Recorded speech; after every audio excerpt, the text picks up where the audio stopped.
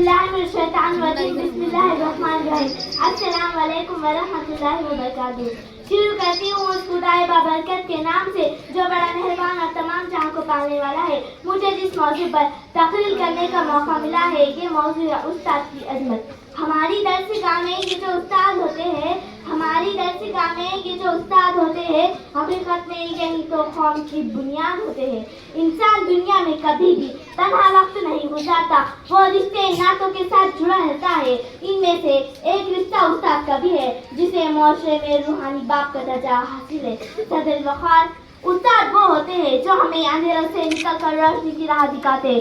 استاد تو پتھر کو تراش کر ہیرا بنا دیتے ہیں. میں اپنی تقریر ایک شعر پر خرچ کرنا چاہتی ہوں. استاد کی شان کسی شاعر نے کیا خوب کہا ہے, کتنی محبتوں سے جینے کا فن سکھایا, کتنی محبتوں سے جینے کا فن سکھایا, دنیا علم دانش کا راستہ دکھایا. والآخر